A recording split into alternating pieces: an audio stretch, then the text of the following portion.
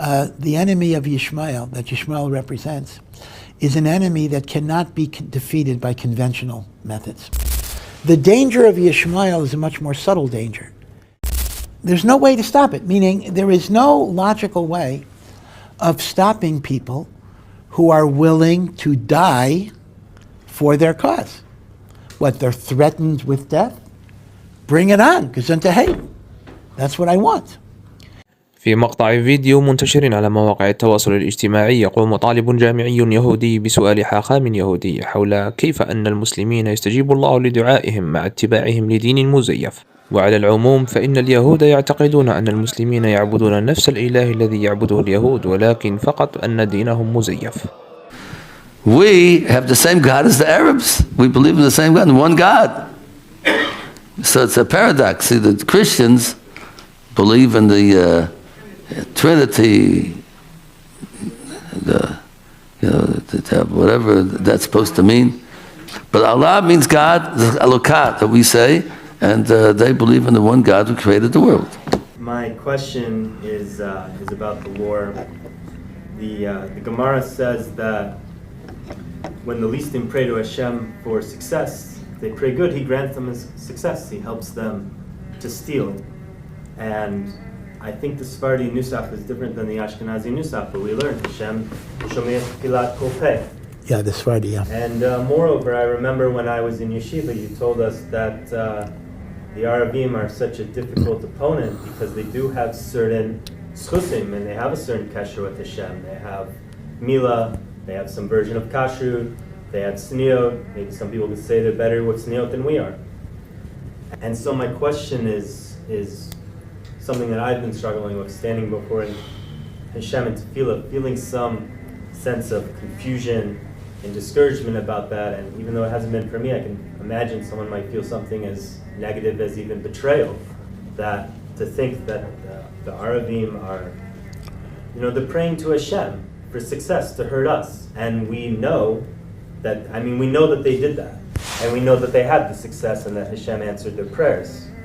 So how do we deal with that confusion with tefillah if we think about that? And moreover, do we even have the right to stand before Hashem and say to Hashem, please Hashem, listen to our prayers, ignore them? We know that they're saying, Hashem, listen to our prayers, ignore them. Yeah. And then even more than that, is there any, is it hashkafically correct to even think of this as like a schusim arms race, or like a tefillah, like Hashem's counting a cheshbon of tefillot and schusim between us and between them? Yep, it's a very, very difficult issue, and this is a concept that I admit has given me much confusion and uncertainty over the years.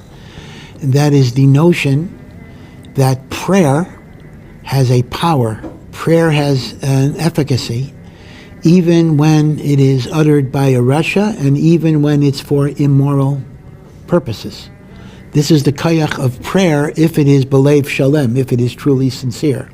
There is something called dark spiritual energy. Tefillah is a spiritual energy, and even when it comes out of darkness, it has a certain power. ليزيد على ذلك فإن الحاخام اليهودي يؤكد على قوة أحفاد إسماعيل، ويؤكد أن أكبر تحد لليهود هو مواجهة هؤلاء القوم أحفاد إسماعيل، ويقول أن قوتهم لا تكمن فقط في قوتهم الجسدية بل أيضا في البعد الروحي الذين يملكونه. كما أنه يقول وبما أن هؤلاء المسلمين من أحفاد إسماعيل فإن لديهم صلة خاصة بالله، وهذا ما يجعلهم أقوى من باقي أعداء اليهود، فهم يمكنهم تحصيل قوتهم الروحية من أجل تحقيق أهدافهم حتى لو كان ذلك يعني التضحية بأرواحهم. ولذلك لمواجهة خصم مثل أحفاد إسماعيل هناك حاجة لتطوير استراتيجيات وفقا لقوة روحية أعلى. That the last and most difficult galus that Am Yisrael will face will be the confrontation with Yishmael. And he says Yishmael is the most difficult because they are the only one of our enemies that comes with a spiritual power. Meaning Esav, that represents physicality and brute force. So of course, in the long run at least, ruchnius, spirituality defeats physicality. The danger of Yishmael is a much more subtle danger, Because Yishmael comes not only with physical brutality, but Yishmael comes with spiritual merits. They are a child of Avraham. They have a koach of prayer. They have a merit of Brit Milah, again, which goes back to Avraham. There is a tznius. In fact, one of the things that would be very, very funny if it wouldn't be said, I think Jordan wanted to not allow Israeli teenagers to go to Jordan because they said that they're lowering the standards of adolescent modesty. They felt that the Israeli kids were a bad influence on the Jordanian teenagers. Again, it would be funny if it wouldn't be said, but okay.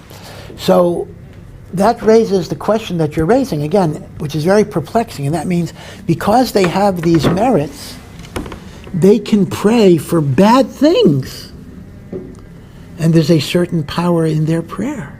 هناك شيء يجب أن نقوله هنا. وفقا لتعاليم الإسلام فإن الدعاء على الآخرين بالشر محرم شرعا باستثناء حالة دعوة المظلوم على من ظلمه.